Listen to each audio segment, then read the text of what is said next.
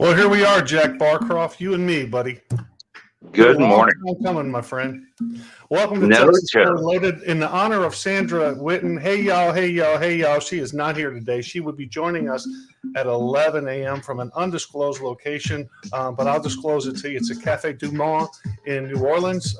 She's having her beignets, as they call them in Texas, or as us Cajun folks call them, beignets, and we call them delicious. Nothing like sitting on the banks of the Mississippi River, Jack, watching the bums urinate all over the place and eating donuts. What do you think, buddy? Sounds like paradise. I would pay money to go to that place and probably see that. Yeah. Yeah, it's something else, man. I grew up there. Used to skip out of school a lot and go there. It was a lot of fun, man. It was part of the ritual, man. I got a nice scar over my eye from we would go there in the morning, then we'd go to the city park and rent a rowboat, and there was this. I'm telling too much on myself here, but you'll appreciate it because you're a guy. It used to be a drugstore there called K&B. It was like a Ecker Drugs kind of setup, you know.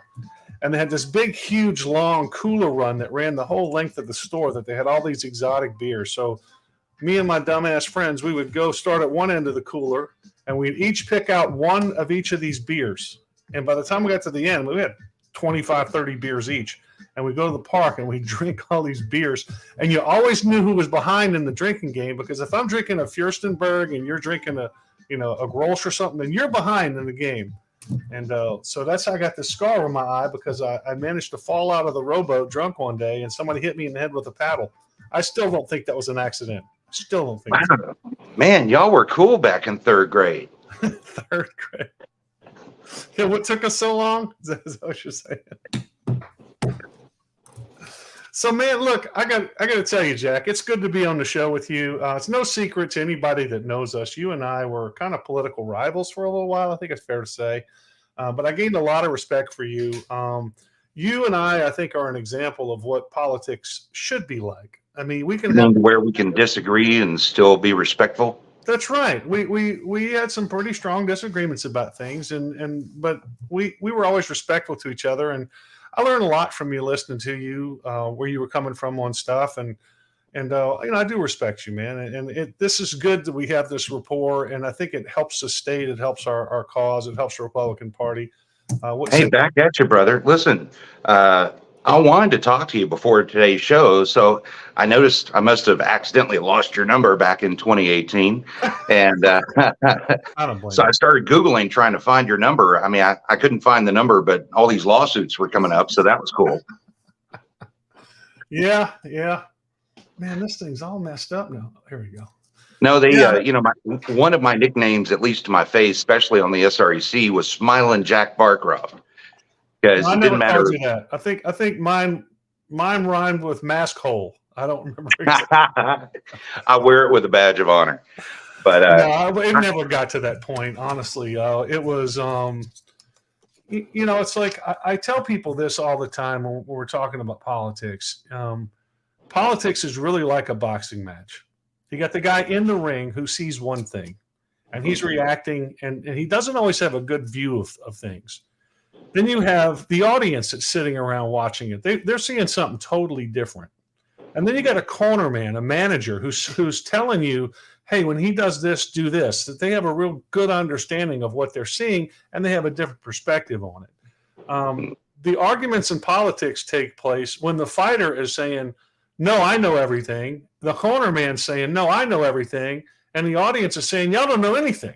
And so now, it's good to have that kind of relationship with people if you can get past all the stupid stuff, which I think we've been able to do. I believe so. Hey, man, are you anywhere near Tyler, Texas? I'm about 3 hours southwest of Tyler. Okay. Well, I'll be in Tyler on the 18th. That's what I was asking, but I'll get you that guitar at some point. That sounds great. So usually what we do here on Texas Fully Loaded, I know you watch it occasionally. And participate occasionally, which is great, is we like to kind of go around the globe, see what's happening. And like I said, we're going to have Sandra come in at 11, probably Walter also. But I do like to keep our people informed of what's going on in the world. We like to bring some value to the show for that purpose. So if you see anything you want to jump in and talk about, Jack, if there's something that's not on the agenda here, you're welcome. That's how it's a free flow of information on the show. So I thought you knew me, and that I don't even have to be told that, because I'm going to interrupt anyway. Good, Jack. So let's do this. Let's start here, because this is a good place to start. What the hell is going on in China, Jack? Does this remind you of something's going on way back in Europe back in the day? Sports stars disappearing, actors disappearing, all these influencers are just disappearing.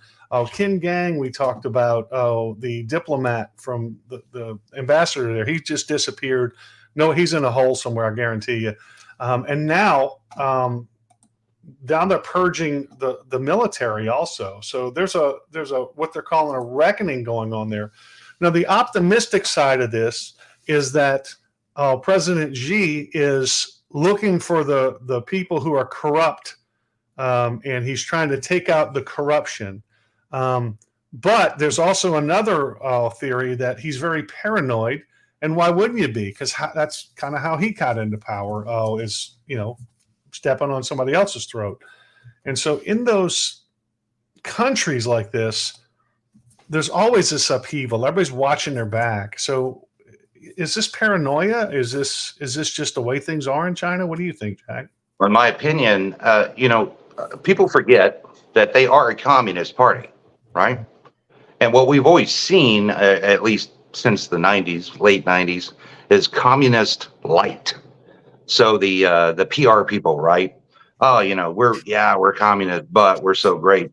Now the facade is breaking apart, and we're seeing what they really are. I mean, at least these people are disappearing and not dying from a suspicious cold they got, like the Russians did, like the Russians handled their business during the Cold War. Well, and it's funny you bring up Russia, because China is hedging its bets all across the globe. We've seen them making overtures with Australia, because that is a strategic location that the United States needs to defend against China. And so they've tried to get in with Australia, and Australia is very liberal lately. I mean, they've grabbed all the guns, they masked everybody up, they jabbed everybody. And despite all of that, and electing this left-wing person that I joke around, I say he's going to return Australia to what it once was, a vast penal colony. And so while they're doing that, China has also now meeting, they just met with the United States and Saudi Arabia to discuss the Ukraine conflict. Interestingly enough, the people they've been palling around with, doing military exercises with, etc., Russia, they were not invited. They were not there. So is China hedging its bets globally? What's going on? That's just it. It's just, well, what we call strategery, right? Strategic. What was it last weekend? Russia joined China. No, China joined Russia in exercises in our own backyard. It's not uncommon to see Russia pulling around up there, but for China to join them, they're sending a message, obviously. Well, and China has police stations in a lot of Western cities, and the problem with that, of course, is they're tracking down dissidents. So if you are from China and you speak out against China, or they think you might have secrets or anything that'll damage China, they will go round your ass up, and that's what's happening in big cities. And of course, in the blue cities, they're like, oh, whatever, it's just whatever. Well, John, no civilized nation in history has ever recovered from such a large debt as the United States has right now. Okay, 13 trillion or something. 32. 32 trips, sorry. And I'm sure it's 35 by now. We just got our credit rating downgraded 2 weeks ago. But nobody's ever recovered from a debt like ours without a massive reset or war. So, the writing was on the wall years ago that eventually we are going to go to war with China to get out of this debt. And the fact, look at that. So everything you see nowadays is just window dressing, at least from the lamestream media and what have you. It's just window dressing, prepping Americans to where by the time it finally hits the fan, everybody's ready to go because China's the big bad boogeyman. Yeah, we've always been involved in a trade war with China, and China are famous for manipulating currency and manipulating the markets. And but they were losing. They started to panic because at the same time the trade war is going on, there's a cultural war going on. And we keep seeing these uprisings, the most famous being Tiananmen Square. Mm-hmm. You see the religious oppression of going on in China.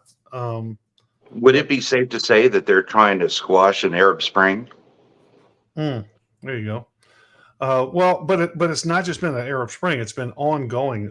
With this Falun Gong thing is a huge deal over there. People, getting in touch with their spiritual side and looking individually. And China can't have that, being a collectivist nation. And so that's a big threat to them. So they've been really cracking down on people, which is causing more people to rise up against them. We saw this in Hong Kong in the Guangdong province, in China in the Guangdong province, back about 8-10 years ago, where basically they just said, we don't want you here anymore. And we're going to have an election. We're going to elect our leaders. And China's like, no, you're not. Sent in forces, tried to quash them, got repelled. So they just quietly waited until things calmed down and then sent in some special forces and apprehended all the troublemakers to never be seen again. So Well, there's an old Confucius saying, he who tastes Chinese democracy is hungry 30 minutes later. So, hey, Walt's not here. Somebody's got to throw those in. Hey, I often wondered after Jeffrey Dahmer ate that little Chinese kid, was he hungry 10 minutes later? I don't know. Maybe. I don't know. Anyway, moving along. So what's happening? So speaking of China, this folds in nicely with China, and I'll tell you why. I don't know if you are keeping up with this, Jack, but there is a Adderall shortage happening. I'm sorry, what were you saying? I can't concentrate. Well played. Are we a nation of addicts? Now, I have a prediction on this. I usually like to predict stuff on the show, and it usually comes true. We'll see if I'm right about this.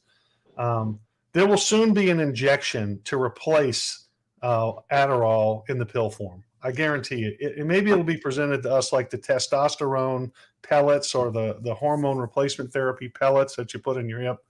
But that's coming. And if the scamdemic taught you nothing else, it certainly should have taught you that you can't trust the unhealthy alliance between big pharma and our U.S. government. The science doesn't matter to them. We saw this. They just disregarded it. There's no accountability. If you die from the jab, it just sucks for you. There's nothing you can do about it because they have immunity. Here's the kicker, Jack. Do you know where the primary ingredients for Adderall come from?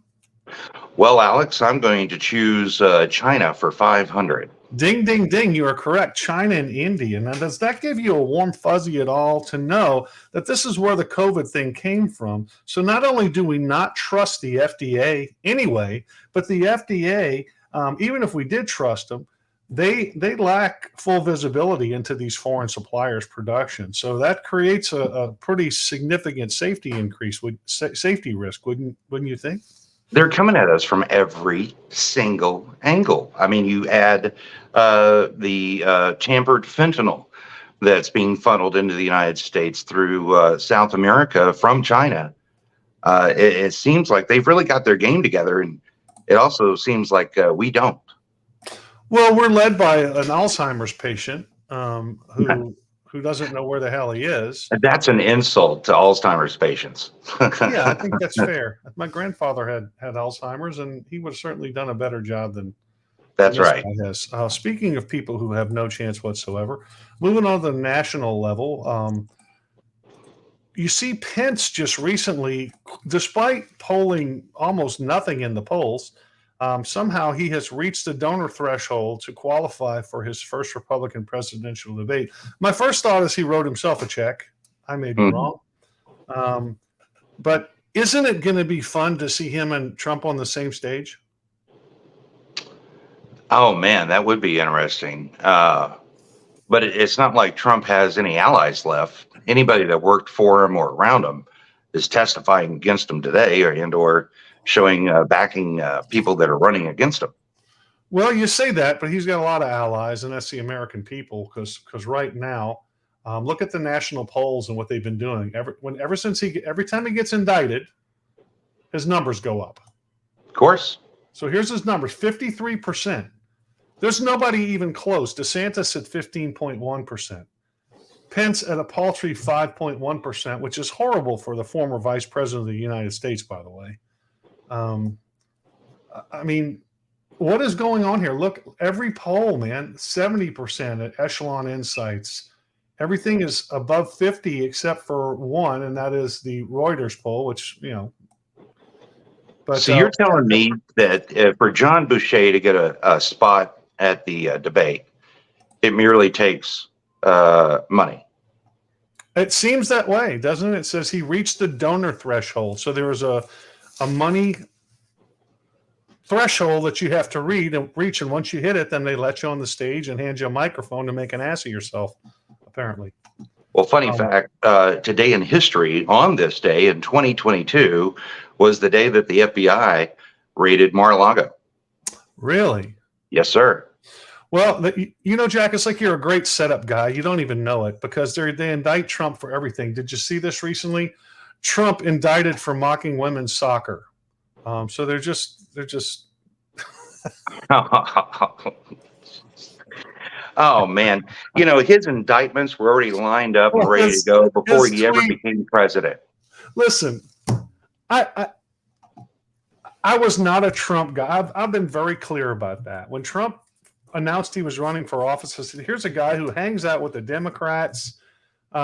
Jesse Jackson. I mean, all these people that I just don't like. I don't trust this guy, and he's got a big mouth, and he's boorish, and he's arrogant. He says stupid stuff, and then he sounds like the majority of people I hang out with. What's that? Sounds like the majority of people I hang out with. Well, and then all of a sudden he turns out to be an amazing president, just in the sense that he exposed all the alphabet agencies in the mainstream media for what they were. And then I realized we needed this guy. I mean, he was a godsend, and he still is. And we're going to need him again because he's going to need to finish the job. Well, not only that, John, but if you took somebody off the street that didn't know anything and showed them the 10 pages of accomplishments that were achieved during his administration and asked them who they thought, which president did this, as soon as you told them Trump, I'm sure they would poo-poo on it. But until they knew that, they'd probably be like, that person needs to be president forever. Well, yeah, there's lots of series of interviews where they go around asking people who said this, who did that. It is shocking how ignorant the electorate is about our candidates or about the history of this country.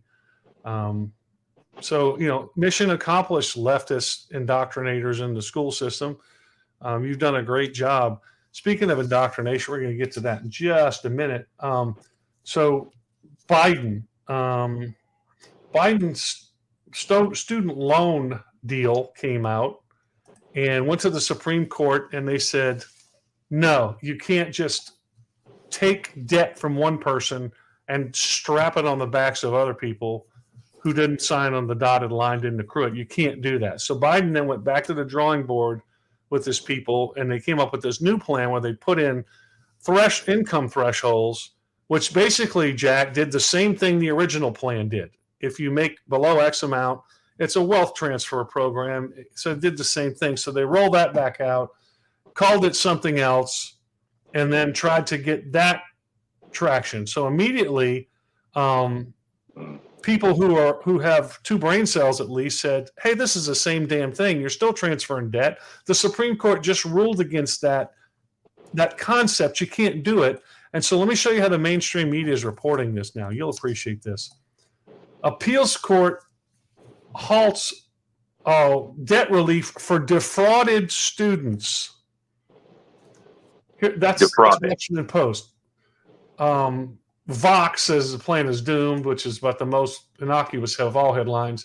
Think tanks file suit to block Biden's administration to cancel 39 billion student loans. Biden's debt relief for defrauded students blocked by federal court.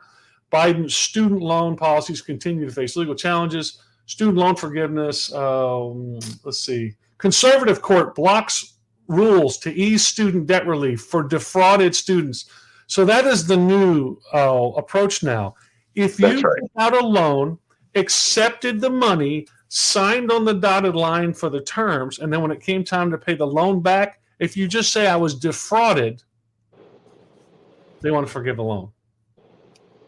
That's interesting. And it's also interesting how they twist the headlines. Back in April, there was a hero out towards your neck of the woods that was carrying. It was in a gas station, and I believe 7 guys showed up to rob the place, and he stopped the robbery from happening by defending himself, right? Mm-hmm. And the headlines read, 7 injured in mass shooting. Not hero saves the day, but 7 injured in mass shooting. Well, that has always been the case. Years ago here, there's a place called Shaw's R&R Pawn Shop over here in Jersey Village. And some guys ran in the door to rob the place. And the gentleman that owns the place, who I know, if you're going to rob a place, you don't rob the police station, a gun shop, or a pawn shop Right. because they're armed, dummy. And so these guys ran in, and they were met with a hail of gunfire. And my friend Tommy also ran a pawn shop. Got some guys came in, tried to rob him, and Tommy's a former Navy SEAL. Tommy ended up getting off. I think he shot the guy, they said, 6 times in the head. I mean, it was that quick with a 45. So there couldn't have been much of the guy's head left. But that headline would have read, to your point, Jack, had those people not defended themselves, mass shooting at pawn shop. Yes. And as far as the student loans go, the redistribution of wealth, that's just one of the steps involved going towards the Great Reset. In order to break a system, first you have to overwhelm it. All right. That's why we have no borders. We have no sovereign nation. We're being overran. The system's being overran. You have to have redistribution of wealth. And we're seeing that every day. I mean, at least, Bernie Sanders was out there telling the truth. You've got to take the money from the 99% and you've got to give it around and to where we're all broke. That's a pretty good Bernie Sanders. Thank you. But it's sickening that it's in your face these days. They're not even trying to hide it anymore, John. My favorite Bernie Sanders line is when they said, but if you do all that, you're going to see people standing in bread lines. He said, that's a good thing. What? Right? Just think of the camaraderie that could happen while you're standing in a bread line. Oh, my gosh. Well, let's stick on the national for a bit. Where do you see this going right now? You see, again, yes, I did see 40 of 43 of Trump's cabinet members have turned on him. Again, it's the boxing thing. I mean, we're outside, we're the audience watching this. We don't see what's going on in the inner workings. I see. But you and I also both know that this Adderall shortage is theater. There's no shortage. It's fixing. It's all part of the plan. And I mean, next it's going to be, I was on the phone with somebody yesterday while they were walking around a store looking for something to buy. They knew exactly what they wanted, which, kudos, because typically I walk in, don't know what I need till I see it. And they kept picking items up saying, oh, darn it, made in China, made in China, made in China. And they're aware they specifically want to find something that's not made in China. And I said, just imagine what it's going to look like once everything hits the fan and those shelves are completely empty of anything that's made in China. I mean, come on. Well, that is going to be something. I see. But the Adderall shortage, I mean, next, has anybody done any research to find out where our insulin supply comes from? I didn't look that up. I was curious about the Adderall thing because of my theory about what does this really mean. Whenever the government says something, whenever something comes out like this, I've always been one, and maybe it's just I'm trained as an investigator all this time. I'm thinking, what are all the angles? What's going on here? And I know they've been trying to push the jab for all this time. They still haven't backed off pushing the jab. They still advertise the jab. But fewer and fewer people are taking it because we're seeing people like Bronny James, an 18-year-old college athlete, drop on the floor from a heart attack, and all the people that are dying from that have been jabbed.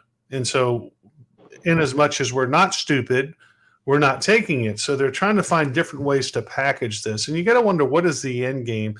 Is this really, as some of the conspiracy theorists think, a population control thing? Well, it could be.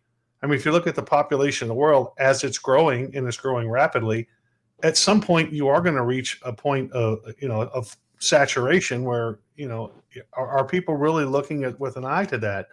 Is there something that's going to be activated in this drug? Is there something that affects future generations to where they can't reproduce? I don't know. I don't know. As soon as you said that it was going to come in an injection form, I let out a big sigh because you're right. Yeah, it's going to happen. or they're gonna. Or there's a popular thing now, this pellet thing, and some of my realtor friends get it. It's hormone treatment. It helps with energy. All that stuff, and they go get this little pellet inserted in their hip. So I could really see them saying, you know what? Instead of Adderall, we got this great new pellet. We just stick it in your hip, and it does all that, and it's long term, and you don't have to do it again. It's going to be wonderful. You ought to do that. And then you're going to find out 6 months from now or a couple months from now that all the crap that was in the COVID vaccine is now in your hip.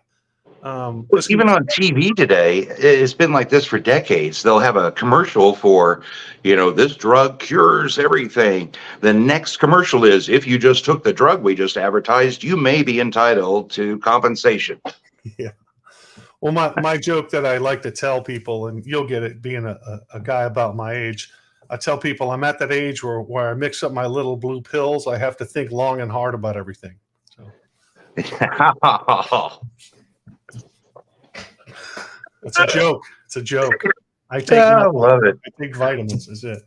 Love it. Anyway, so what else is happening? Let's see here.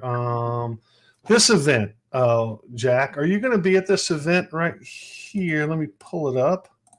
If you ever watch the show, you know that there's a joke I always talk about, and if you watch the credits, Lauren Boebert, hashtag John's girlfriend, and they even took, and if you watch the commercial, Simon, one of our guys, took a picture of me off of there and stuck it on some guy's head standing there with Lauren Boebert. It's hilarious. Pat Tibbs is screaming at me, I guess, because I used the expletive. Sorry, Pat, I'll do better. But yeah, this event on the 18th in Tyler, Texas, it's the Champions of Freedom Award dinner. A group of us from Montgomery County are going up there. You're going to have Chip Roy, Scott Perry, Eli Crane, Lauren Boebert. It should be a good time. I'm really just looking forward to the road trip with my friends. It's 3 hours in the car, 3 hours back. That figures. As you're going up there, I'm driving towards your neck of the woods because of a thing on the 19th. Oh, well, I'll be back. And if you're going to be in the Houston area? Yes, sir. Oh, well, then I'll meet you up for you pick up this guitar then. Sure. Excellent. Sure, that'd be great. Champion of Freedom Award dinner. Yeah. I already bought a ticket. Looking forward to it. What kind of awards are handed out? I have absolutely no idea. Somebody said, "Are you going?" I said, "Absolutely not." They said, "Lauren Boebert's going to be there." I said, "What time does it start?" And so I've never met her. I joke around on the show. I got to be careful because actually I did have somebody stop me one day and said, "Are you having an affair with some woman named Lauren?" I said, "Oh God, it's a joke, people." I did have a couple of opportunities to meet her when she came to Houston. I just didn't go because it's a joke. I mean, I don't really care about meeting Lauren Boebert. I think she's cool. I think she does a good job, but she's just like anybody else to me, honestly. What else is happening here? Here's a great Grassroots America put this chart up. Somebody sent me this morning. It ranks based on how they vote, how conservative our House members are, Jack. Okay. I'm bringing it up on my PC right now. According to this, the most conservative House member we have is Jared Patterson. Well, that's interesting. Yeah, and then you got Briscoe Kane, which I would maybe in the past. I don't know about now. But you see Steve Toth in the top four. Now, is this from the same folks that bring you Scorecard Texas? Yeah, Valerie Swanson's always been very conservative in what she's done. And she's in the conservative category, slightly conservative. But you notice there's nobody in the very conservative category, and only a couple that sort of infringe over into the conservative category. Which begs the question, is Texas going in the wrong direction? And I can answer that for you, teacher. I got that for you. Talk to me, Jack. What the hell's going on with Texas? So according to this, it looks like more than half is from center to center left. Mhm. Huh. Well, I'm not really surprised looking at the legislation that was passed this past session. Wow, look at that. I Well, don't I don't believe that, as I was watching it, I was thinking to myself, everybody's writing legislation as if this is their last go around. Like they don't care. It promotes more regulation, bigger government, tampers with free markets and everything as if they were Democrats. well, what I noticed this legislative session, and there's turmoil in the Republican Party like never before. No. Matt Rinaldi is look. Matt and I get along great. I like Matt. I agree with him on damn near everything. He is in a tough spot, and he finds himself in the same spot. And you have some inside knowledge on this too. You tell me if I'm speaking out of school. When Dickey ran and he got in, he ran as a grassroots guy. That is correct. And then I went to the awards ceremony, and James Dickey stood in front of the group and said, "Hey, everybody, I want y'all to welcome one of the most conservative people you're ever going to meet. Amazing conservative, Mr. John Cornyn." I went, what happened? And then he starts talking about Karl Rove being this great conservative. Karl Rove, the guy who said the Tea Party movement's dead. Stop talking about the Tea Party. The jab guy, that Karl Rove. And then he's touting all of these rhinos as great conservatives. And I got to looking at that, go, what the hell happened? And I figured out what happened. Seems as though somebody went to Dickey and said, "Hey, you know what? You need money. We got money. All you need to do is give us a little bit of influence and say our name a few times, and we'll write you a big check." Well, that's just it, John. I started at the same time. I became county chairman at the same time Dickey did in Travis. So we really kind of came up together, right? And I'll never forget the day after he lost to the jester over there, he decided to run for state chair. And once he became state chair, it was as if somebody flipped a switch. And could that have been the money switch? Possibly. But he was one of us. It was. He ran as one of us.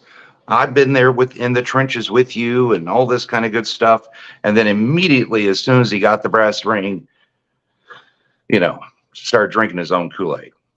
Well, and it seemed like that's kind of what happened to Alan West too, but Alan West refused to do that. And so Alan West was in a situation where, hey, I'm not going to play ball with these guys and take their money because I'm not going to give them influence in the party. But we're running out of money. It's what it seemed like.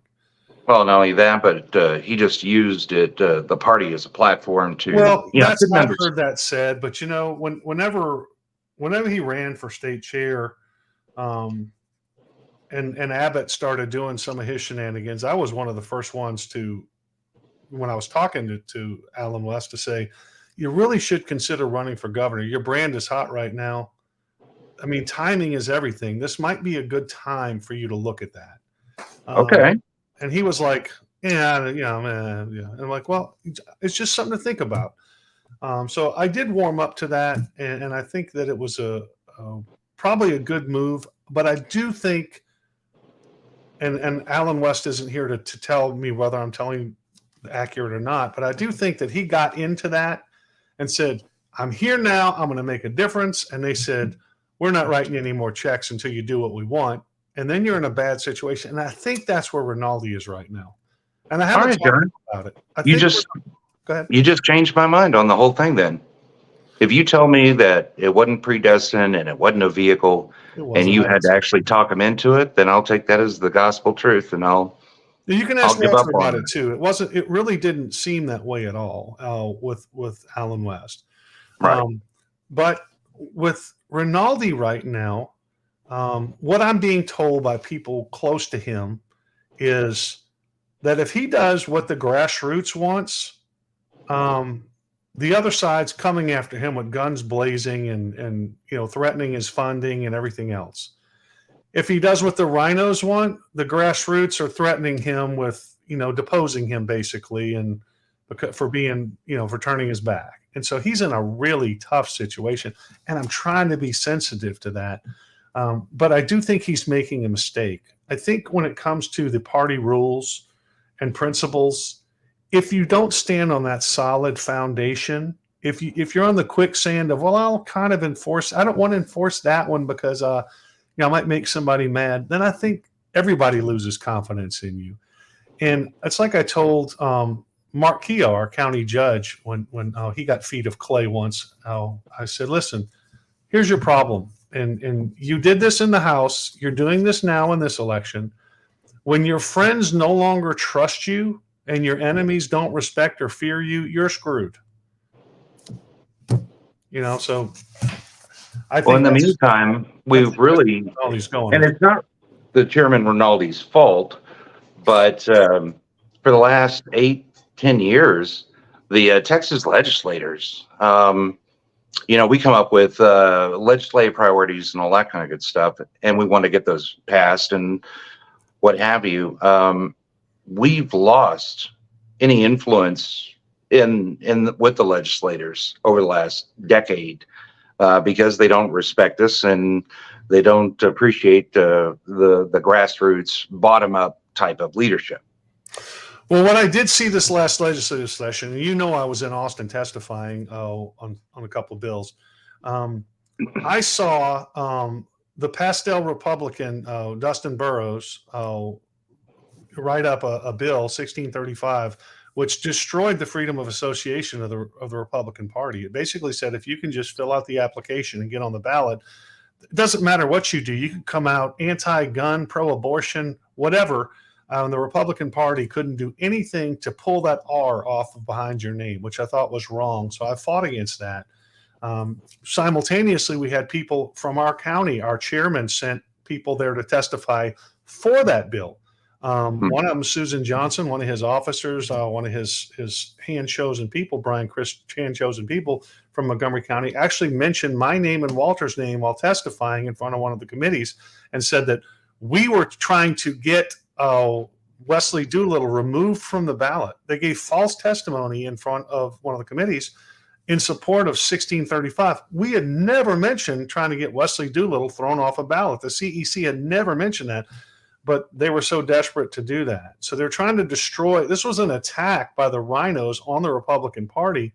And then Bill 4636 said that the county chair has all the power. They can write all the contracts. They control everything. They appoint ex officio officers. Until, wait a minute. That was the Dwayne Wright bill. Was it 4630? No, Orr wrote that bill.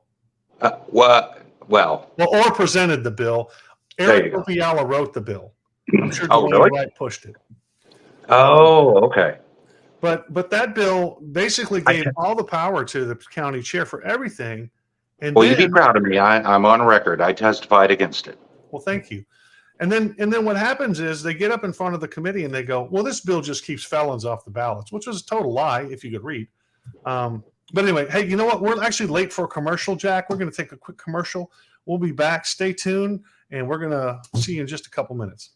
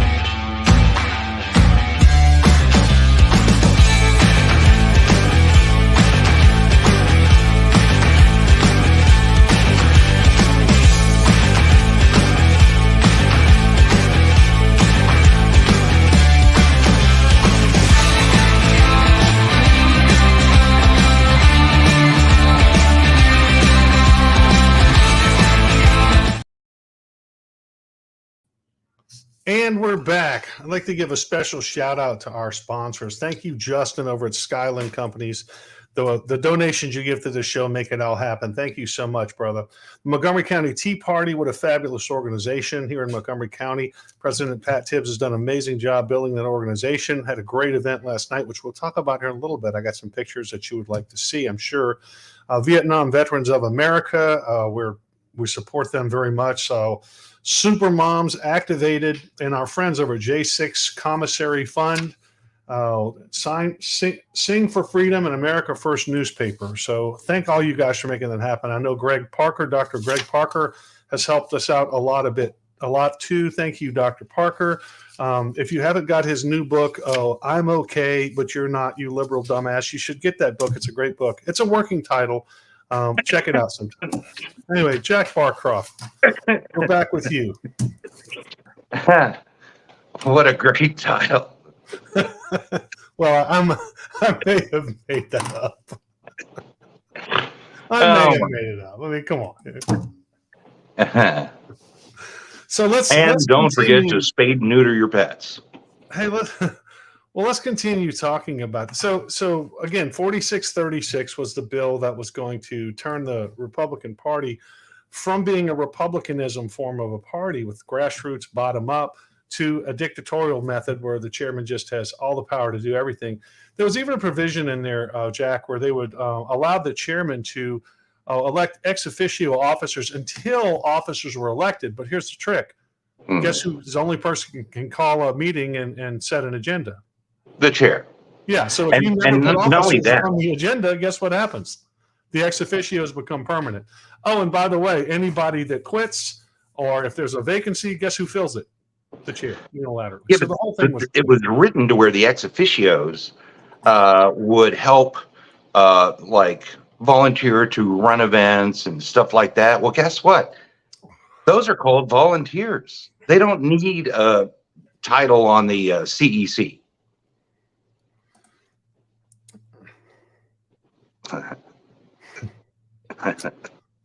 Yeah. Feel free, Greg. You can have it. I think it'd be a great working title for your book. But yeah, so that was, so really this legislative session, let's take a step back. Let me walk people back. So if you go to the convention has become more and more grassroots conservative, more red. I think it's fair to say. I remember the San Antonio convention back in 2018 when Cornyn brought his wife out on stage so people wouldn't boo him. Remember that? I thought that out of all the conventions, that was probably the most well-organized, best convention ever. I did too. I thought it was a great convention. It was a lot of fun.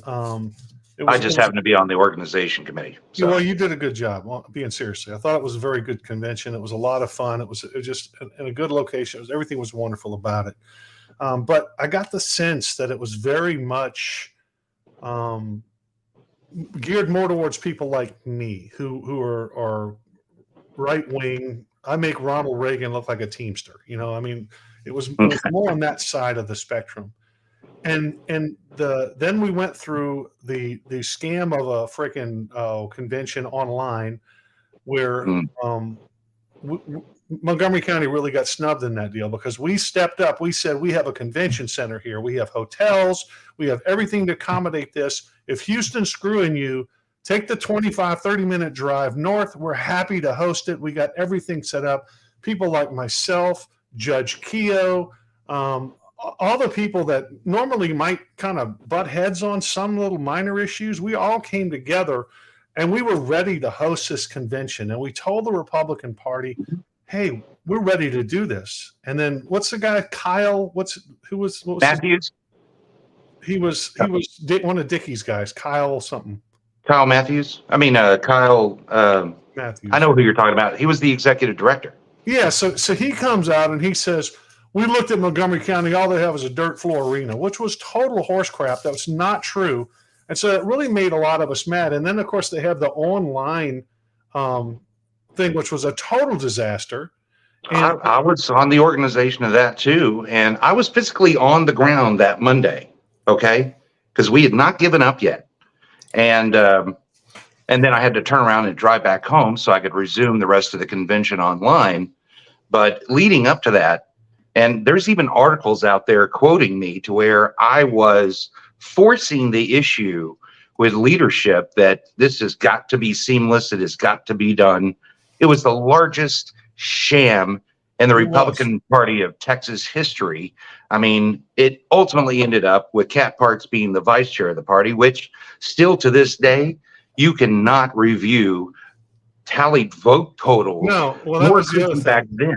I ran for SREC on that deal, and Walter asked me to. I said I would. When I started to get an understanding of how much was involved, how much the commitment was, I was thinking I can't do this.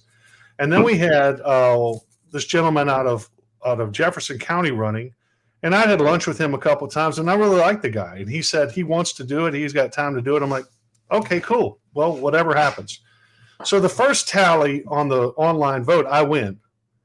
And then it goes to runoff, and then he ends up getting more votes. So there's I'm like, what? Okay, great. No problem. That's awesome. Congratulations. If you need help, I'm happy to help you. In the SREC election, on a voting strength of 415 people, guess how many people voted, Jack? Exactly. Guess how many voted? 500 maybe? Over 900 votes on a voting strength of 415. So forget the voting strength. I have video where it says people attending the meeting. Let's just say 500, 900 votes. Yeah, impossible. I mean, the whole thing was a total sham. It was impossible. And of course, then the question comes, well, do you want us to redo it over? No, I'm happy with it. It's fine. Just leave it alone. And I was happy to help Chris Bro do what he was doing. And I thought he did a good job, but it's funny. He was on the job a really short time, and he called me. He goes, "I don't want this. Do you want it?" No. You put your name on it. You own it. You broke it. You bought it. John, I used to call it the death of 1,000 cuts. And what I was referring to was the SREC meetings. Now, the best part about serving on the state Republican executive committee was interacting with the 17 counties that made up Senate District 24. The worst part of being on the SREC was meeting with the SREC. Yeah, I couldn't even imagine. And, I went up there and I met with these people that there's a good amount of conservative, correct thinking people on the SREC. There's also a fair amount that really just like to say, hey, I'm on the SREC. I hope we don't have to do anything. And one of these gentlemen who's an attorney, I won't mention his name because I hear he's a litigious little clown. But he says, this is Montgomery County again? And I felt like going and grabbing him by his stack and swivel and saying, if I come in from a gig one night and there's a flat tire on my car, when I come out in the morning, it's still going to be flat because I didn't fix it. So you saying it's still a problem because you didn't fix it is really pissing me off. Because that's the attitude they have. And so at this next convention, I really hope somebody nominates me for state chair. Not that I want to be state chair, Jack. I just want the mic for a few minutes because I got a few things to say to when you got 10,000 people showing up at a convention to debate, draft, and perfect rules that a handful of clowns on the SREC refuse to enforce. You're wasting everybody's time. Stop doing that. It would be worth having a chance to do an airing of grievances. I got a lot of problems with you people. Yeah. Festivus for the rest of us. That's it. It would be, I won't get emotional on the mic. I will be very pointed and direct about the problem because, again. Yeah, don't pull an Ash moment. She was so ridiculous. If you were going to, my frustration is this. I call John Beckmeyer and I say, hey, listen, we have a list of rules, statutory duties that our chairman has failed to perform. Rule 8N says the state party can remove a chair for this. And John Beckmeyer says to me, and he can watch the show, it's being recorded, you can watch it, he says, there's nothing in our rules that says that. Well, let's pull it up and read it together because that's what it says. And I read it to him. And the next time I see him, you know what he says to me, Jack? There's nothing in our rules that says that. It is exhausting to keep reading the own rules to people. So you're in charge of enforcing rules that you don't even know what they are. How's that work? Well, listen, John, I mean, conversation with Matt Rinaldi. leading up to that convention, I believe it was 2018, AK, I had a deadbeat chair. Okay. Hadn't called meeting in years. Canvassed the vote by themselves. And it really didn't come to a head until the chair wasn't paying the poll workers. That's when it came to a head. So what do? I call the lawyers, the RPT lawyers, best of the best, all that kind of good stuff. Yeah. All right, folks. You're being We've got rules right? against abandoning their position. So how do we enact this? What do we do?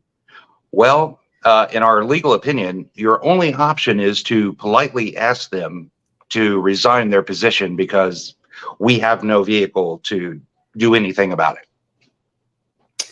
Yeah, I did a video. It's about 7 minutes long. Would you mind if I played that on here, Jack? I think it would benefit our people to understand. It'd be great. So bear with me for just a second while I pull this up because I wasn't planning. While you're talking, you brought up Beckmeyer.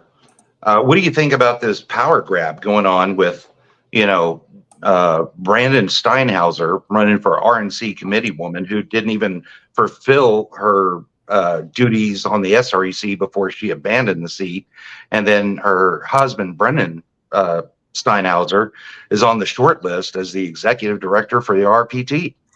Isn't that scary? And I got people calling me about them saying how wonderful they are. And I'm going, well, I don't know anything about these people. And I don't have the bandwidth, honestly, to vet people all across the state. But check this video out. And so the question, well, I'll just let the video speak for itself. Check it out, Jack.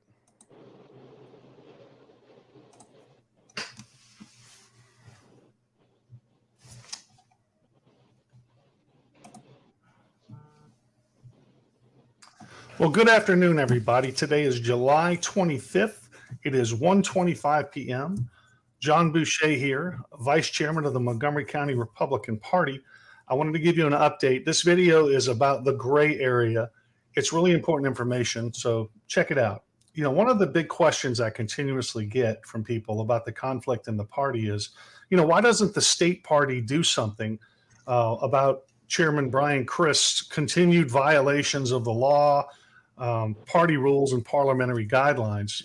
Well, it would seem to be a simple enough matter to go pull up the videotapes, the videos of the meetings, read the meeting minutes, and look at the Republican Party of Texas mediation report. And in doing so, you would clearly see that Chairman Crist has gone rogue, and he really needs to correct his behavior, resign, or be removed from office. But it's not that simple because there is this gray area, and that's what this video is about. Let me explain. Because the county chairman is elected in the primary election as directed by the Texas Election Code, he is required to perform a number of statutory duties under that code. And also within the Republican Party of Texas rules, at the same time, Rule 8K, it says, explicitly says that a chairman can be removed from office if he fails to perform his duties. RPT Rule 8N also states that the state party and state chair have the authority to pursue appropriate remedy when a chairman is in violation of statutory duties. So in reading the RPT rules, it is abundantly clear that the state party has asserted the authority to police county chairs in Texas and even remove them if necessary.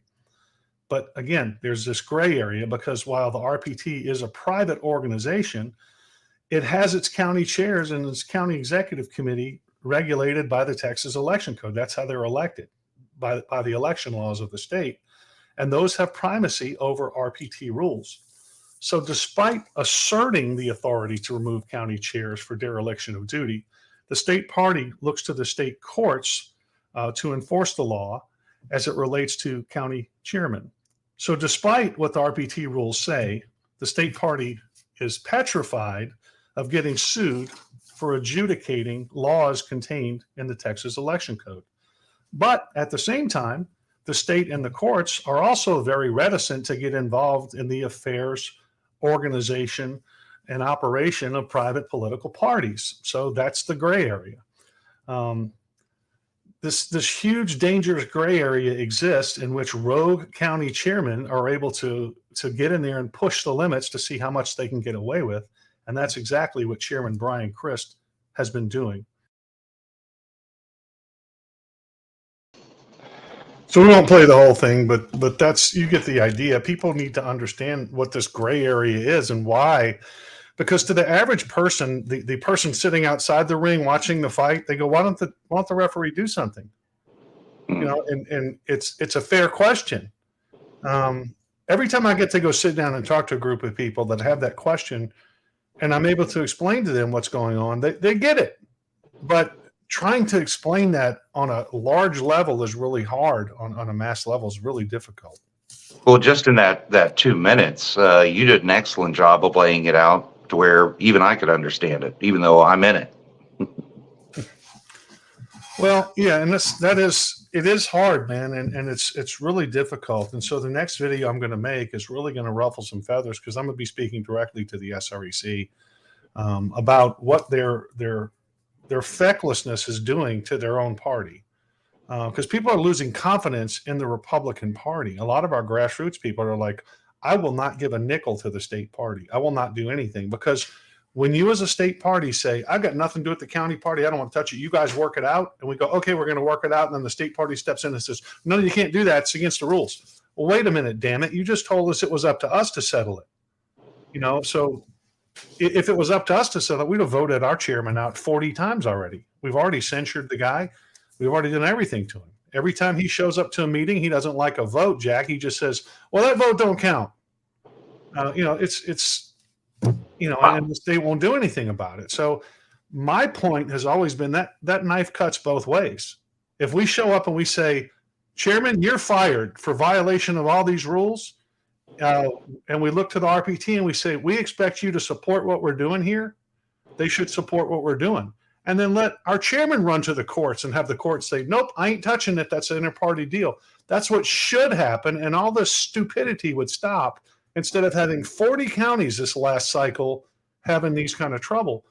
And I got to tell you, man, the RPT's historical way of handling this, of just ignoring the problem until the big money, bad actors overwhelm the grassroots and demoralize them until they go away, is destroying our state party. Absolutely is. And you want to talk about having a referee. I remember showing up in person and testifying against some bill that Chairman Dickey had at the time, where it would take the legislators out of any involvement with the party, to where the party rules superseded state election code. And are you kidding me? No.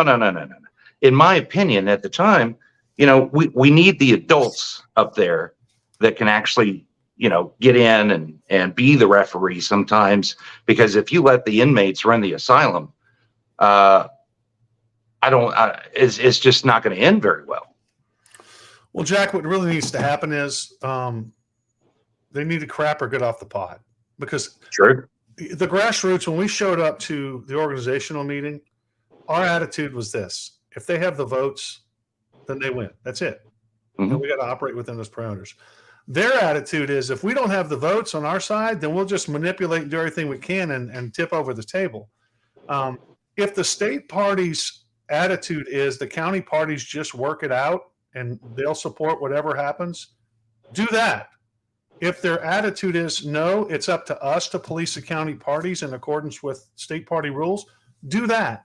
But this no man's land of not doing anything is creating more problems and really undermining the confidence in our state party. It's not good.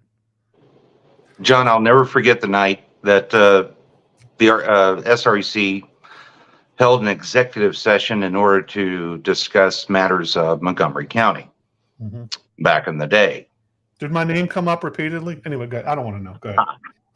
Well, the reason why I won't ever forget it is because I'd been driving from an event with my wife at the time, and we were just in a rush to get to Gatesville, Texas, because her father, David Henshaw, who was an airborne ranger, served 3 tours in Vietnam, was taking his last breaths. Mm. And I'll never forget. I got there, she ran inside, and I had to stay out in the car while this conversation took place, and ultimately went to a vote. And I'll never forget which obviously is executive session. I can't disclose any of the conversations that took place in there, but I did my duty, and I hope I did it well. And I stayed till the very end of that vote, and then I walked in the door to hold the hand of my father-in-law. Mhm. And would I do it over? Yeah, I would, because I knew what I was getting myself into when I signed up for the SREC. Do I regret that, the timing and what have you? Well, as all of us know, timing is not in our control. But it wasn't a light discussion for me, and it wasn't a light day for me either. But we did what we had to do, and ultimately people saw the results of that executive session. Yeah, 63-0 was a big victory, and what people don't. I mean, when you're doing the right thing, the other side, they can't argue the facts. They can't argue the truth. So they try and twist things around. I just had somebody yesterday post online that, John Boucher claims to be a security expert and make his living doing that. I don't claim that. I did that for 20 years. I don't do that anymore. Everybody who knows me knows I'm a realtor. I'm a 5-star realtor. If you need a house, give me a call. I also have an insurance agency, and I have a band. And, those are the ways that I make my money, and I live my life. It's just good stuff. But this Leslie Pettit, who's John Pettit's wife, who was Wiley's judge, the guy who made a total ass of himself on the call back in 2018. She posted online that, it's rumored that I was hired as a security guard and had inappropriate behavior with young girls. So they constantly are trying to, come after you. And I'm fine with them saying ignorant things like that, because that hurts them. People see what they're all about, because it's not going to hurt me. People know me. Well, not only that, it's headline politics. Nobody reads the rebuttals. Yeah. And it's funny. I mean, you got this other guy, this other imbecile named Keith Lincoln, who put something online the other day about, don't let John Boucher know that you're not going to be home, because he'll burglarize your house. And then one of Brian Chris' other clapping seals, Becky Vance, comes in and says, "Oh, you're speaking the truth." Do these people not understand that I have a bigger megaphone than they do? So if I said, "Hey, did y'all hear the rumor Keith Lincoln was soliciting child prostitutes? Did you hear the rumor that Becky Vance was caught shoplifting?" I mean, I could do that too, but they know that I have the class that I won't do something like that. And these people Nor do you need to sink to that level to get your message across. Well, the gloves are off. We can do or say anything because, we're stupid and people expect this from us. That's how they act.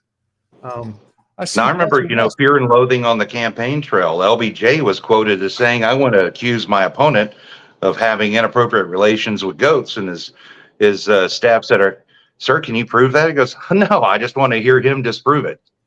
And speaking of inappropriate relationship with goats, like it just popped right at the right time. Hey, but while we're on the topic, this tale of two parties, where they say a Republican is a Republican. Well, that's not true. I mean, we know that. You can hide behind the name. So this just happened recently, Jack. I don't know if you're aware of this story, but you probably are, because you're in the know. But the ACLU is suing to get SB 12 overturned, which was Cole Course's bill, which kept drag queens from dancing in front of children. Now, there was a 4th of July parade here in the Woodlands, and the gay pride people decided to put a car in the parade. And so, of course, their float was exactly what you would expect it to be for that ilk.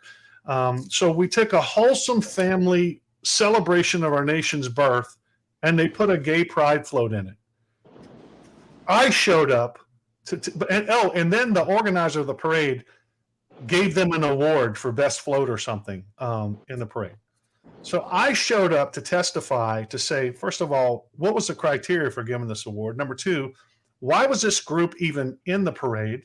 And why is it appropriate for these people to act this way in front of children? And I even speculated. I said, I hope thank you, Senator Colcourse, for SB 12, which makes drag shows illegal in front of children. And I hope that someday that this will also be interpreted for events like we applied to events like this.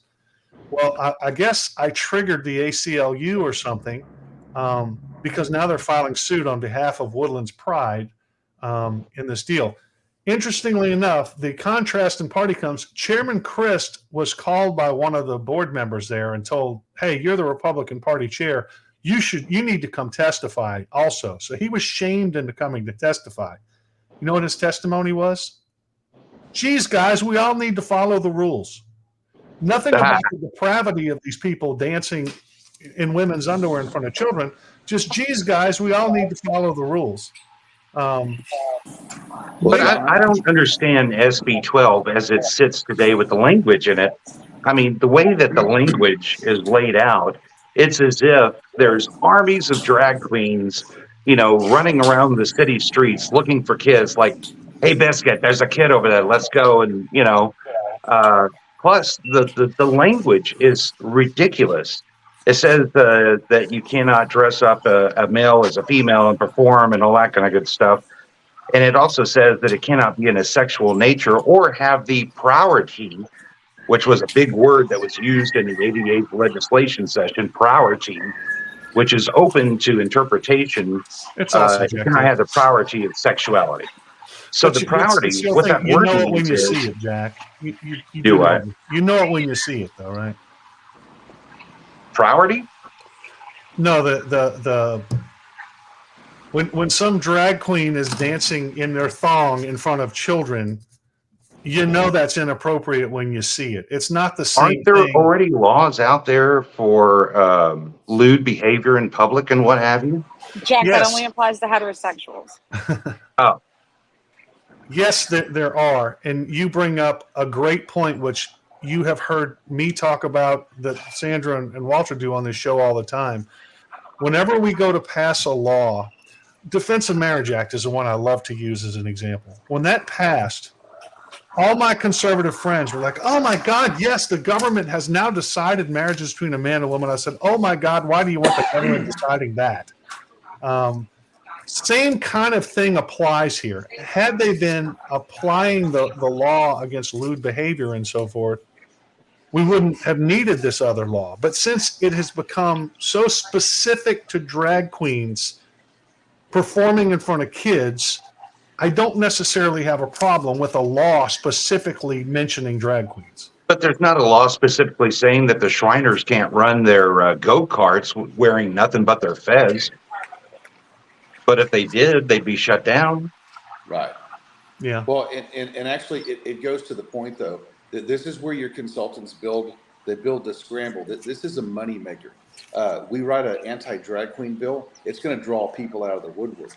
If you keep it generalized and then you have people arrested as generalized, meaning it doesn't matter if they're drag queen or they're heterosexual or not, like the crap that goes on in New Orleans, then you wouldn't have the issues that we've got now if they just enforce the law. But it's a cycle of I'm going to write a drag queen bill, an anti-drag queen bill. I'm going to write a constitutional carry bill. I'm going to write this. I'm going to write that. We're going to have all this drama. And oh, by the way, donate $4.99 a month or a week to my campaign, and I will fight for you. That's exactly what this all draws down to. And as far as the parade's concerned, whatever body is in charge of putting on the parade, are they entitled to restrict others from exercising their First Amendment? You see, that whole First Amendment right, because I think it's harmful to children to see simulated sex acts between men or women or anybody in the street in front of children. So if you want to put that under the heading of I'm protecting my freedom of expression, I should be able to then express myself by smashing their head in for doing it, Jack. But at the same time, there's still lewd behavior, and everybody's expected to, express themselves in a civil manner, right? Without doing sex acts and what have you. It's art, Jack, right? That's what they say. It is an art, and I feel like this is where it's a great argument to bring prostitution back and legalize it. I mean, and some of that's tongue in cheek, but I mean that's the reality. It's an art form. It's the oldest Bring what? profession in the world. In fact, prostitution back.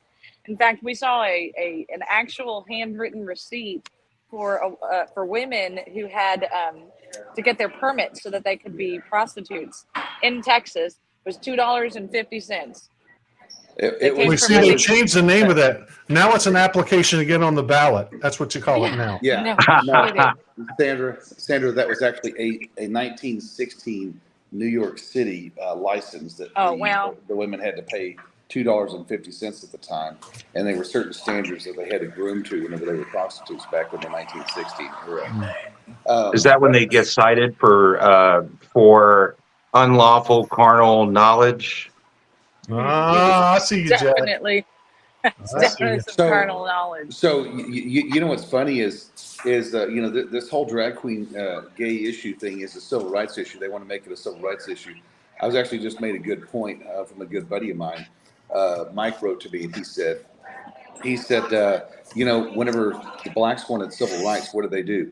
They had sit-ins. They got the crud beat out of them. They did their stuff, and they were quiet about it. When the gays want their civil rights, what do? They put on wiener rings and walk around and parades and whatnot, and they perform sex acts in public because they double down on stupid, and this is what creates the controversy, and so that should tell you if you've got to start walking around with dildos like they did at UT Austin when they were trying to battle the constitutional carry or the campus carry laws. That just shows you that they've got to go to the actual lewdness of the act as opposed to the subject of it. And this isn't about freedom of expression. This is about what we're going to shove down your throat. And they're going to physically show you what they're going to shove down your throat because they're not wearing anything on. I wish you'd use a better choice of words, Walter. Speaking of shoving down my throat, Yeah, don't say UT.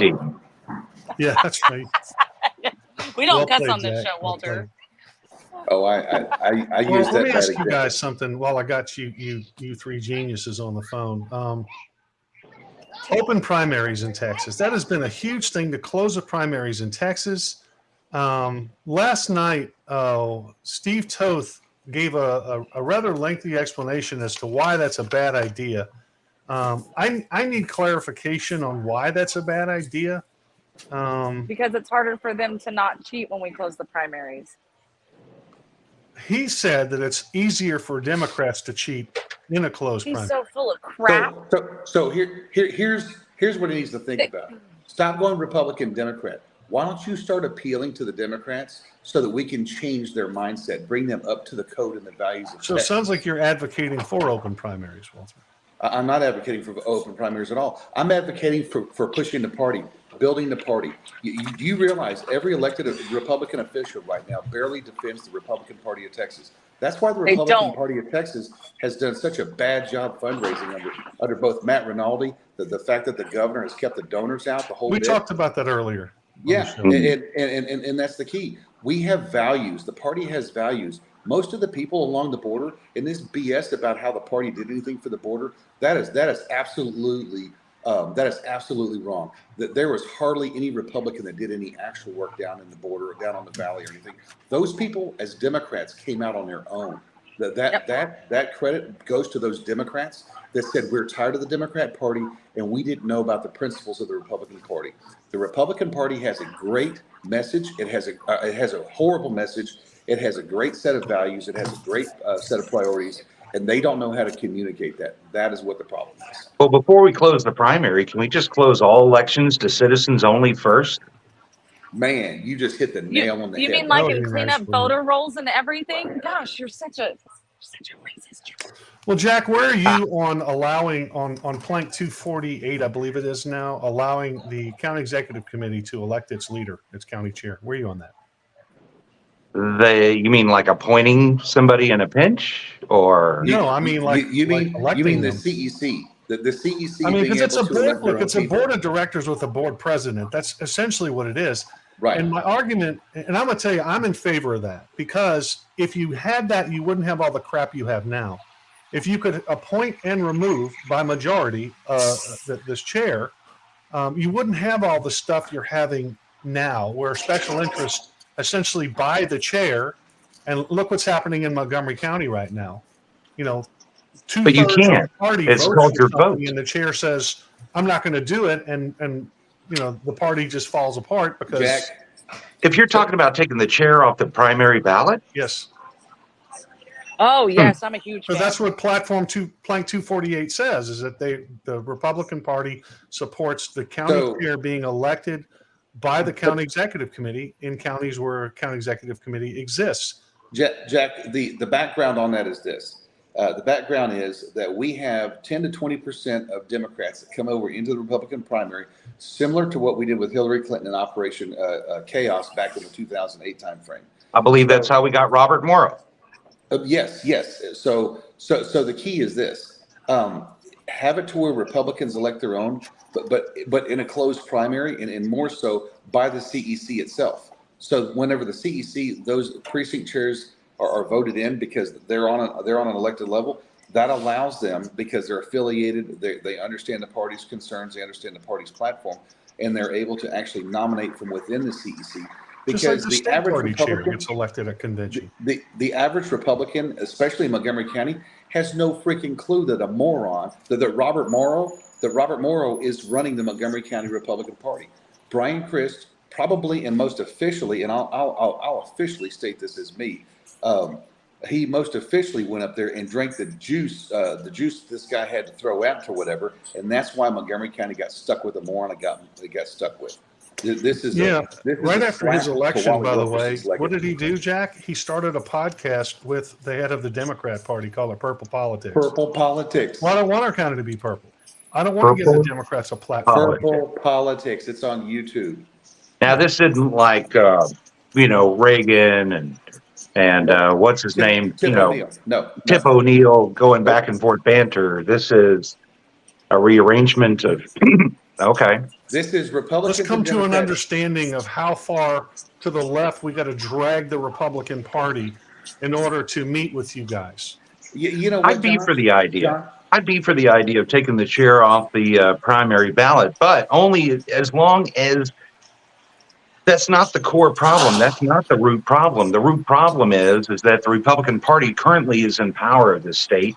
Therefore, we've got so much fighting internally, and we don't need another weapon for us to continue to divide each other. There's got to be something that brings us together. And remember that we're fighting against another team. Here's my idea. If I was within the Republican Party, you're right. If I was the state chair, what I would do is I would make it to where the county executive committee elects the chair, the county chair. The next thing I would do was I would establish a monthly call for all county chairs across the state to make sure that they're all on the consistent message, that they all know what's going on with the state. And I would also give them a voice on the SREC. May not be a full voice, may not be whatever. Maybe their SREC is their voice, however they want, but it would make them all work together and make us a more cohesive party than what we have now. Well, wait a minute. The county chair is the only one in the entire lineup, all the way to the state chair, that is on the ballot.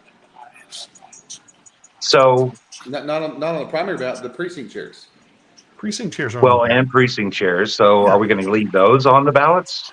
Well, I think you do, because that is the people who are elected to the county executive committee, and then the county executive committee would elect their board president. Okay.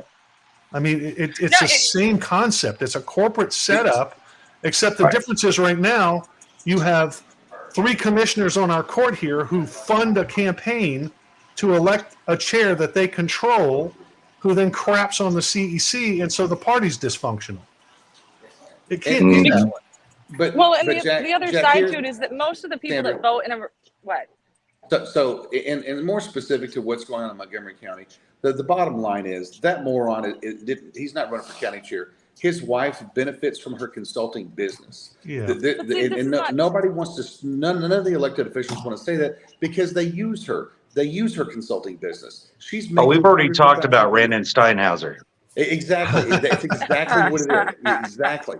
That this is on a state level. This is on a local level. And bottom line, this is money to these people whenever they're specifically fighting against what we are trying to bring back for Texas.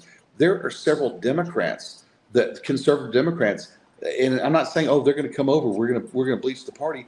Simon is They've been stirring up stuck trouble. with the family abuse system that they've got. They don't want to come to a different family and get abused. They're going to stay where they're at with the enemy with the They know the comfort of their own abuse. enemy. But, Well, but listen, here's the thing. enough. Let Sandra get Here's Sandra the get thing. in here. Here's the She's been thing. trying to Here's say the something. thing. So this is not just about Montgomery County. This is happening all over the state of Texas. And the problem is this is just a popularity contest for state or for party chair for each county instead of about who's going to actually fight and uphold the values. We had somebody in Webb County that was going to run for party chair, and or she did run for party chair in a after our chairman stepped down, and she's actually a strong supporter of Henry Cuellar's and was doing party events for Henry Cuellar. So, but she's popular, so she would have won on an open primary ballot election, and that's the problem. We've got to close the elections, or we're not going to have fair elections. Steve Toth needs the elections open because if they're not open, he will lose. Well, so this is last night at the Tea Party event. This kind of fits everything we're talking about.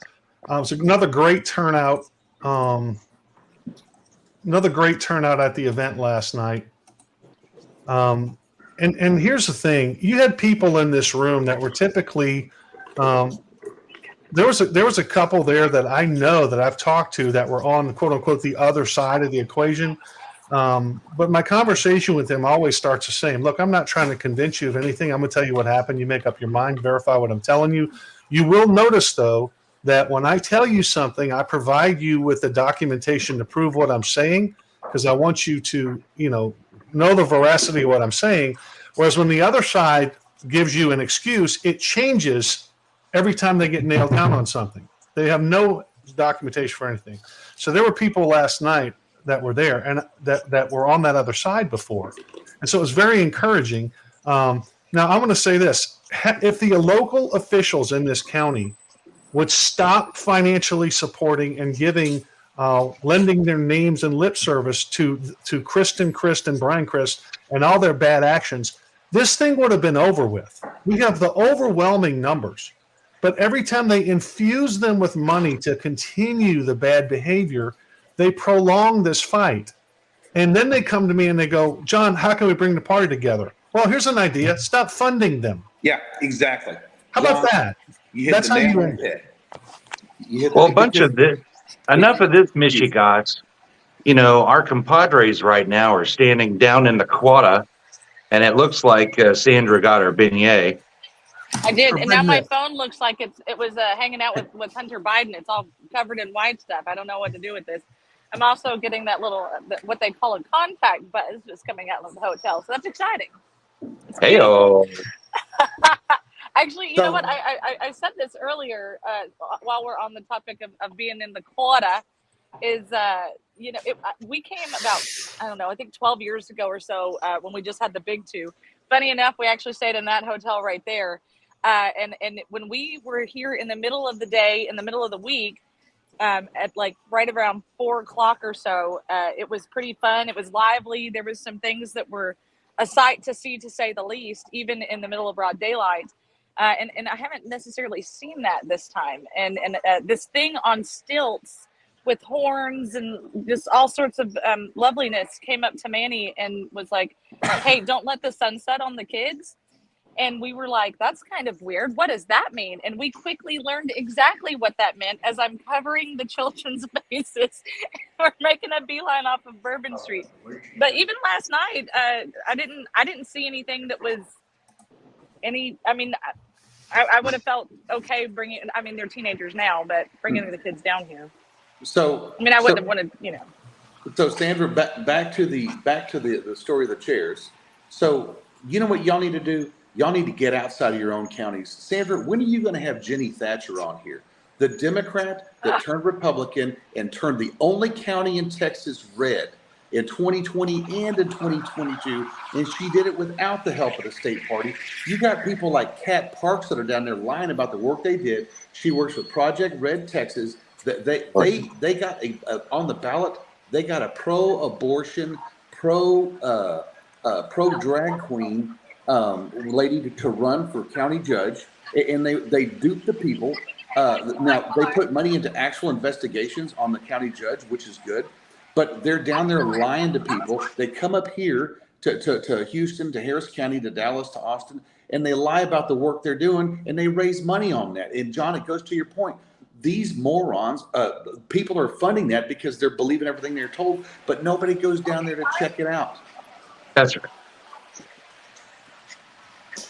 No, Jenny and I have been working on trying to get her on. It's her schedule's insane, and every time she thinks she has something goes a different direction. So, but that's the thing. Like, the people who actually did the work are getting crapped all over by the nationals, by the state. It doesn't really matter, and it makes it hard for us to listen to this BS and propaganda. Thank you very much. That they want to save Texas, they want to turn it red, they want to keep it red and flip county. No, they don't. They only want to do it if it makes them money. That's right. It's just words. They don't care about poor counties. Yeah. Well, and that being said, look at the stories that happen. The girl that's suing Myra Flores in the Hidalgo County GOP. Hey, Sandra, mute your mic. We can hear you crunching. But the girl that was suing them that turned out to be Brian Slayton's girlfriend. I mean, she still has a sexual harassment suit where she was groomed as a teenager down there. This is not the values of the Republican Party. But yet nobody has heard this. And we've been saying it for 3 years now. And why is that? Because people aren't paying attention. Because people, John, you were exactly right.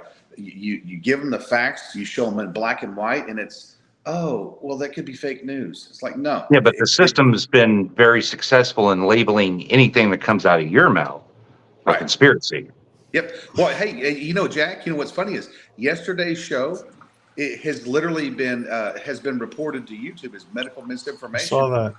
And they have no clue who that dude was.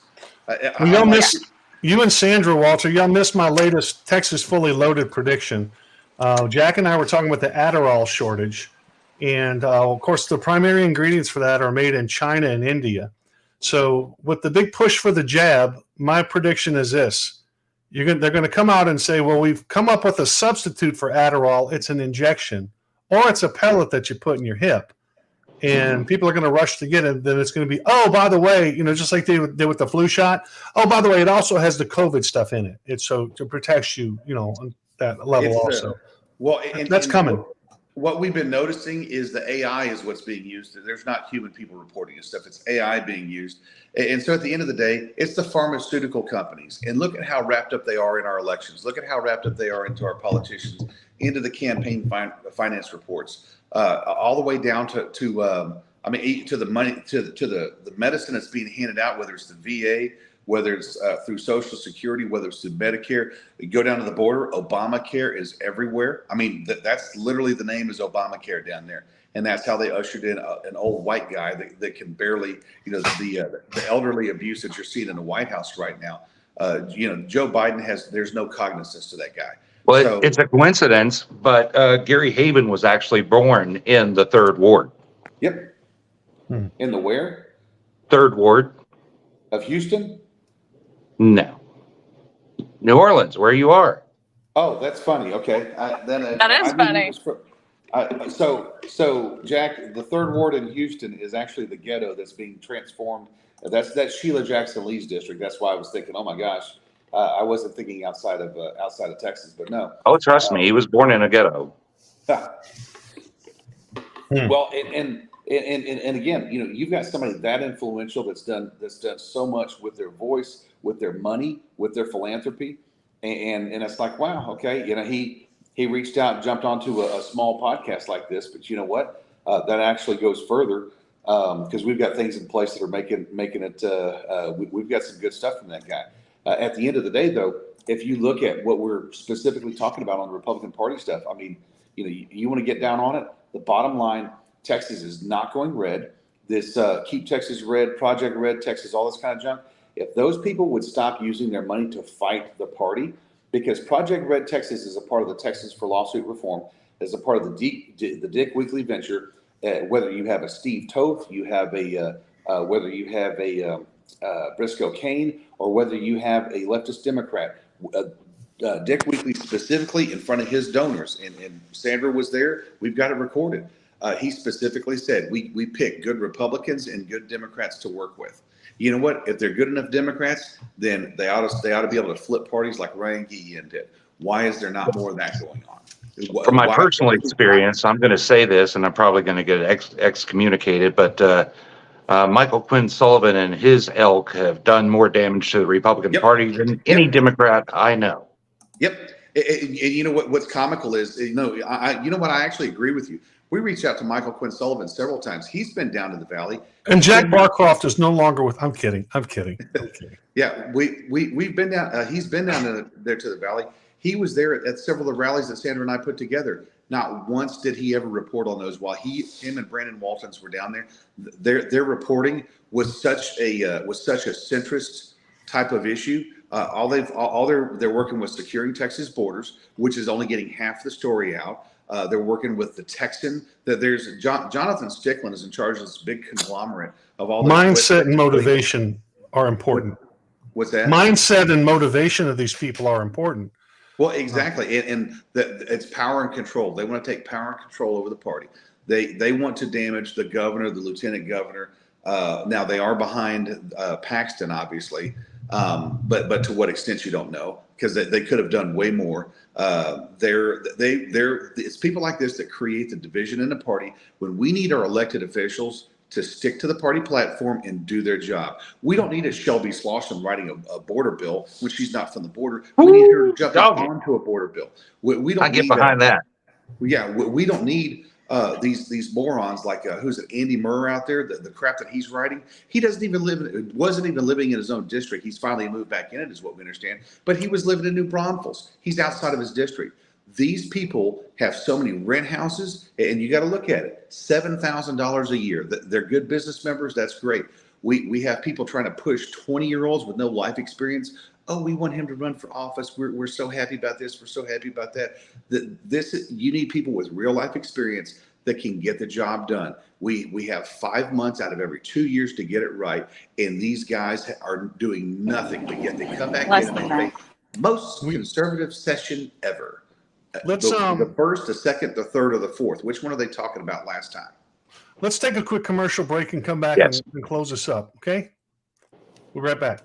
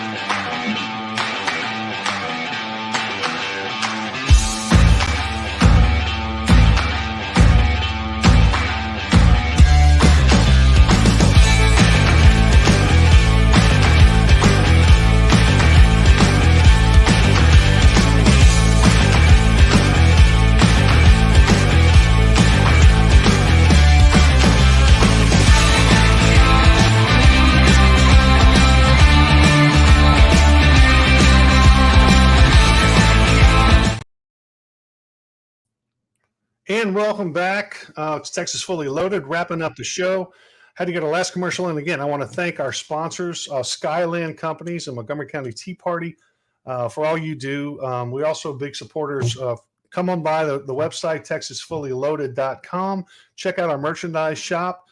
You can also stop into Mammoth Nation's link is on there also. So if you're sick of the big box mentality, even when online shopping, go check it out. We are big supporters of the Montgomery County Tea Party here. No secret about that. What a fabulous organization.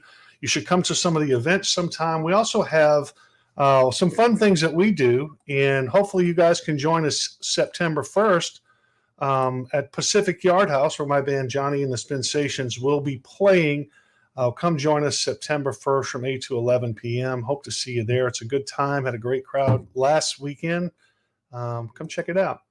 So, Jack, we are back in the New York groove, my friend. So, where did Walter and Sandra run off to? Did you kick them off the show while I was gone? Did we go Survivor on them and just? You know what? Those kids deserve a little off time. Yeah, well, it was a good. They do such a good job. It was a good conversation. The open primaries thing. I've been against it I've been in favor of closing the primaries for a long time. The overwhelming support within the party is for closing the primaries. But if there's a compelling reason to not close the primaries, hey, I'm willing to listen. I want to understand. Well, now, there's a lot of feelings that there's cheating going on in voting, and I think it's pretty evident that there is cheating going on in voting, and so having an open primary just seems to provide one more avenue for that cheating. It's just my sense on it. Well, that's just it, though. You got to be deliberate about it. You've got to think about it, because I voted to do away with straight ticket voting. All right. Mm-hmm. To where you had to actually go down and select each person on the ticket. But at the same time as I voted for it, I told the body that, this may benefit us today, but it also may hurt us tomorrow. Right? Correct. Well, look, Democrats, they are, you're right. They are notoriously straight ticket voters. But if you work the polls for any amount of time, you find that there's a fair amount of Republicans that are straight ticket voters as well. And that's... Well, since then, I actually did some homework. We actually did pick up more judges since we did that. So it did benefit us. Well, it did. And you're right. It's a timing thing for sure. But it's also one of the bane of our existence here in Montgomery County, because in that primary, the bad actors will show up, work hand in hand with the Democrats, and create a voter guide and hand it to the voter and say, here's the Republican Party guide. And people go, yep, I vote straight Republican. They walk in, they vote for all the rhinos and Democrats. Mm. So it's a discussion that we need to have. The grassroots need to do a better job of educating voters. And we have done a lot of that here. Let me pull something up real quick. Did you get that graphic I sent? Oh, yeah, I did. Hang on a second. Boom. Got it? Let's talk about it. So 7 years ago today, I was on the Communist News Network with Erin Burnett, or whatever her name is. And let's see, where is this thing? It's supposedly sharing. There it is. There it is. Ooh, man. Looks like a watermelon on top of my shoulders. Not much has changed. But anyway, we were at the SREC meeting, and George P. Bush had said, we must get Donald Trump elected as president. And of course, everybody just, their heads exploded because he was the first Bush to say such a thing. Well, the thing was, he was the head of the victory board, okay? That's his job, to get the candidate elected. And I'll never forget this interview. For one thing, it was at the house, and my girls were like maybe 13, 14 at the time. And they helped me set up the lighting in the office. They were my set producers, right? And Aubrey was like, Dad, you got this big shadow under your chin. I'm like, well, what are you going to do? So I put things in the background that meant something to me and my friends, right? So the interview started off with a very long list of negative things that Trump had said about the Bushes. And Aaron's goal was to get me to say, oh, wow, no, I did not expect George P. to say that we need to get Trump elected. I flipped it back around. I said, no, of course it was not a surprise that he said that. For one thing, we were in the room with the most informed people in the state. There were county chairs there. There were state Republican executive members there. We were handling business. And then she kept going back saying, well, what about this and what about that? And I said, you know what? It's water under the bridge. The parties have come together, and we're purely focused on making a difference in getting President or Donald Trump elected to president this election. And I loved it because it was cat and mouse, right? She kept wanting me to say something negative about either Bush or Trump, and I wouldn't let her do it. Funny enough, that was the last time I was invited to be on CNN. Of course it was. Well, look, there's an old saying, you can keep slashing away at the leaves of victory or you can strike at the root. And we've been striking at the root here on the local level. And the only way to do that is to control what's going on locally. DC is broke. It's not coming back. It's no time in the near future. Until you fix what you're sending to DC, you're never going to fix it. It's just a total swamp. And I don't even think, look, growing up in the bayou alluvial lands of Louisiana, it's not fair to call DC a swamp. The swamp is teeming with life and beauty. It's more fair to call it a sewer, because that's really what DC is. But this is something that we have done here. We put together an amazing media team. So recently when the Houston Chronicle wrote an article that disparaged the local party and just told a bunch of half-truths, we were able to mobilize quickly and refute that because we have an excellent media team here in Montgomery County. So we're doing something about it. This is our newsletter. You can subscribe to it at mctxgop.org. I'll put that in the comments here. www.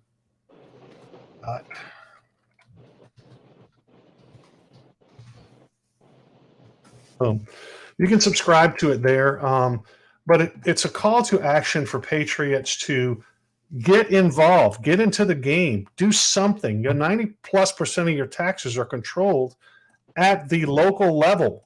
You can do something about that. You by getting involved and deciding who you're electing. Same conversation about the county chair. If you can control who's in there and who's out, you can remove them. That's how you affect stuff. Saving our great nation. What America means to me. This is from Martin Etwop, who was born in Africa, was probably more American than anybody I've ever known, because he's actually lived it. It's not in the realm of the hypothetical what socialism and communism does. He's lived it. 6 steps to take now to elect strong conservatives in the 2024 primary. So there's great information here. We have a golf tournament coming up. So we're going to get to see in this golf tournament that actually supports the party, whether the same elected officials that are supporting the people dividing the party are going to put their money up to support the party. And in doing so, we'll know where they stand. Are they really interested in the Republican Party and the principles and the rule of law and doing what's right? Or are they relationship people just trying to please everyone, which you don't need people like that in office. Montgomery County Republican Party of Texas, we support small businesses. This is a new initiative we started here. It's a Montgomery County business first. If you're a conservative business in Montgomery County, respecting family values, things like that, we're going to support you, and we're going to tout your business. Precinct Chair Spotlight on Dale Fessenden. Lots of great stuff going on. There's the one I talked to you about. Courier sacrifices credibility, where they just printed a bunch of false information. We were able to provide the documentation to bust them out on all the lies that they told. So we're doing a lot here in Montgomery County. We hope you'll join us. I believe this is the center of the fight. We are ground zero. The Democrats are trying real hard to turn Montgomery County blue. We're the largest red county.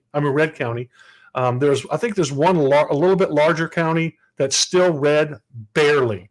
But we're the largest reddest county is probably the best way to put it. John, could you imagine if everybody actually used their time, their energy, and their money to be a servant in God's plan versus trying to one-up each other and attend to their own worldly needs? Amen, brother. And if we actually focused on the game at hand, it's no longer Republicans against Democrats. It's good against evil. Our souls and our children's souls are at risk here. And it's going to take people like you and Walt and Sandra that speak power to truth to make a difference. It'd be so wonderful. We could all just move forward with a couple of just simple tenets like, listen to your generals, lower taxes, less government, read the Bible, always be a friend of Israel, In other words, just be the tool in God's plan and abandon your own and just be open to being a vessel. Well, the way I live my life, Jack, is if it ain't true, I won't say it. And if it ain't right, I won't do it. I wish everybody would function that way, but they don't. I've just spent the last, rest of this whole biennium hearing how I'm bitter because I lost an election that I never ran in. I didn't run in that election.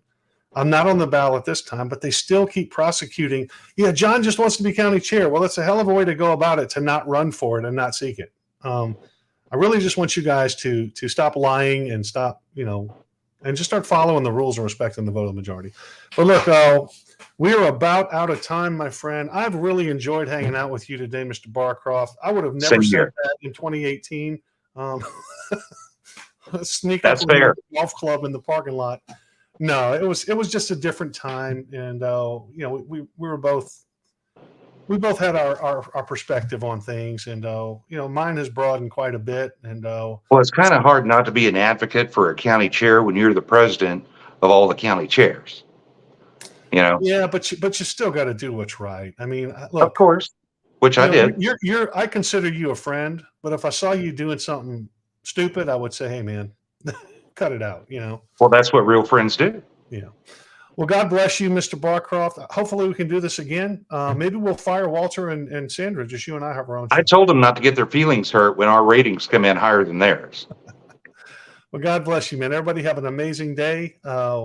TFL signing off. Have a great one.